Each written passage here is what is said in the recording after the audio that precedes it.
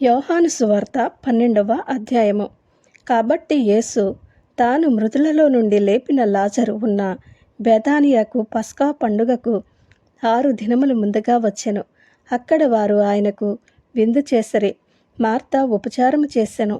లాజరు ఆయనతో కూడా భోజనమునకు కూర్చున్న వారిలో ఒకడు. అప్పుడు మరియ మిక్కిలి విలువగల అచ్చ జటామాంసి అత్తరు ఒక సేరున్నర ఎత్తు తీసుకుని యేసు పాదములకు పూసి తన తల వెంట్రుకలతో ఆయన పాదములు తుడిచెను. ఇల్లు ఆ అత్తరు వాసనతో నిండెను.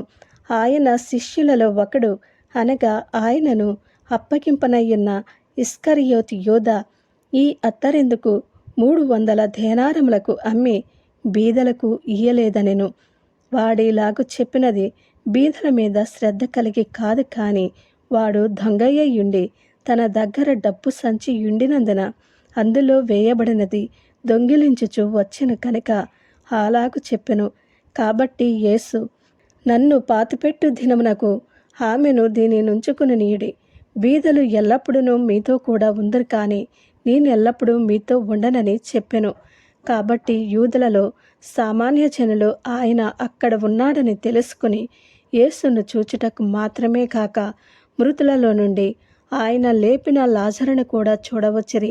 అతనిని బట్టి యూదులలో అనేకులు తమ వారిని విడిచి యేసునందు విశ్వాసం ఉంచిరి కనుక ప్రధాన యాజకులు లాజరును కూడా చంపనాలోచన చేసిరి. మరునాడు ఆ పండుగకు వచ్చిన బహుజన సమూహము యేసు యెరూషలేమునకు వచ్చుచున్నాడని విని ఖర్జూరపు మట్టలు పట్టుకుని ఆయనను ఎదుర్కొనబోయి, జయము ప్రభువు పేరట వచ్చుచున్న ఇశ్రాయేలు రాజు స్తుతింపబడునుగాక అని కేకలు వేసిరి. సీయోను కుమారి, భయపడకము, ఇదిగో నీ రాజు గాడిద పిల్ల మీద ఆసీనుడై వచ్చుచున్నాడు అని వ్రాయబడిన ప్రకారము యేసు ఒక చిన్న గాడిదను కనుగొని దాని మీద కూర్చుండెను. ఆయన శిష్యులు ఈ మాటలు మొదట గ్రహింపలేదు, కానీ యేసు మహిమ పరచబడినప్పుడు అవి ఆయనను గూర్చి వ్రాయబడిననియో వారాయనకు వాటిని చేసననియో జ్ఞాపకమునకు తెచ్చుకొనిరి. ఆయన లాజరును సమాధిలో నుండి పిలిచి మృతులలో నుండి అతనిని లేపినప్పుడు ఆయనతో కూడా ఉండిన జనులు సాక్ష్యమిచ్చిరి. అందుచేత ఆయన ఆ సూచక క్రియ చేసనని జనులు విని ఆయనను ఎదుర్కొనబోయిరి. కావున పరిసయ్యులు ఒకరితో ఒకరు, మన ప్రయత్నములెట్లు నిష్ప్రయోజనమైపోయినవో చూడుడి. ఇదిగో లోకము ఆయన వెంట పోయినదని చెప్పుకొనిరి. ఆ పండుగలో ఆరాధింపవచ్చిన వారిలో కొందరు గ్రీసు దేశస్థులు ఉండిరి. వారు గలిలయలోని బెత్సయిదా వాడైన ఫిలిప్పు నొద్దకు వచ్చి, అయ్యా, మేము యేసుని చూడగోరుచున్నామని అతనితో చెప్పగా ఫిలిప్పు వచ్చి ఆంద్రేయతో చెప్పెను.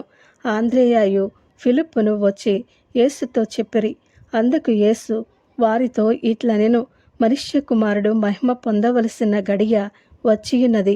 గోధుమ గింజ భూమిలో పడి చావకుండిన ఎడల అది ఒంటిగానే యుండును.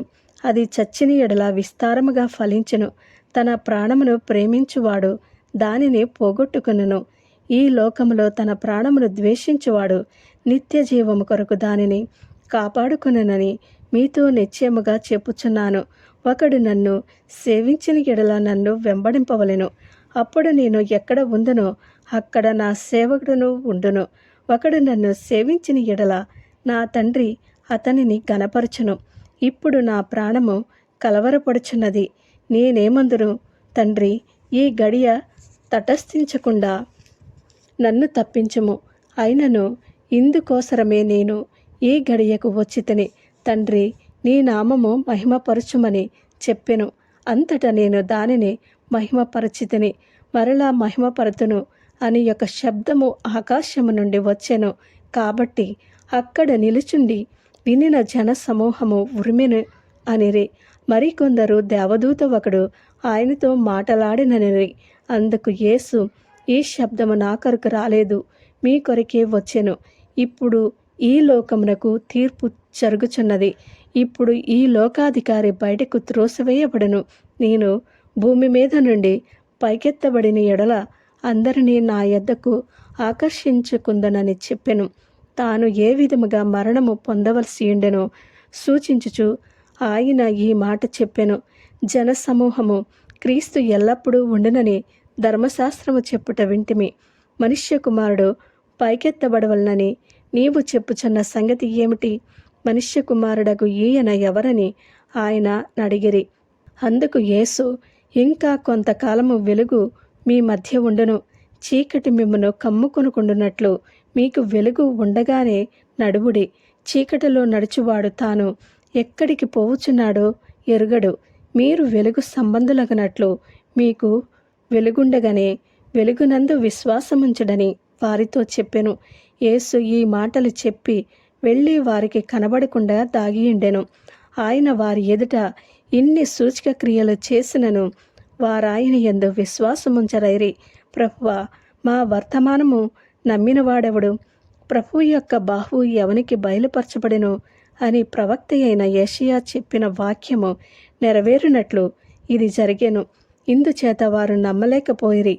ఏలయనగా వారు కన్నులతో చూచి హృదయముతో గ్రహించి మనస్సు మార్చుకుని నా వలన స్వస్థపరచబడకుండా అన్నట్లు ఆయన వారి కన్నులకు అంధత్వము కలగజేసి వారి హృదయము కఠినపరిచెను అని యెషయా మరి ఒకటి చోట చెప్పెను. యెషయా ఆయన మహిమను చూచినందున ఆయనను గూర్చి ఈ మాటలు చెప్పెను. ఆయనను అధికారులలో కూడా అనేకులు ఆయన యందు విశ్వాసముంచరు కానీ సమాజంలో నుండి వెలివేయబడదుమేమో అని పరిసయ్యులకు భయపడి వారు ఒప్పుకొనలేదు. వారు దేవుని మెప్పు కంటే మనుష్యుల మెప్పును ఎక్కువగా ఆపేక్షించిరి. అంతటా యేసు బిగ్గరగా ఇట్లనెను, నాయందు విశ్వాసముంచువాడు నాయందు కాదు, నన్ను పంపిన వాని యందే విశ్వాసముంచుచున్నాడు. నన్ను చూచువాడు నన్ను పంపిన వానినే చూచుచున్నాడు. నాయందు విశ్వాసముంచు ప్రతివాడు చీకటిలో నిలిచియుండకుండునట్లు నేను ఈ లోకమునకు వెలుగుగా వచ్చియున్నాను. ఎవడైనను నా మాటలు వినియు వాటిని గైకొనకుండున ఎడల నేనతనికి తీర్పు తీర్చును. నేను లోకమునకు తీర్పు తీర్చుటకు రాలేదు గాని లోకమును రక్షించుటకై వచ్చితిని. నన్ను నిరాకరించి నా మాటలను అంగీకరింపని వానికి తీర్పు తీర్చువాడొకడు కలడు. నేను చెప్పిన మాటయే అంత్యదినమందు వానికి తీర్పు తీర్చును. ఎలయనగా నా అంతటా నేనే మాట్లాడలేదు. నేను ఏమనవలెనో ఏమి మాట్లాడవలెనో దానిని గూర్చి నన్ను పంపిన తండ్రియే నాకాజ్ఞ ఇచ్చియున్నాడు.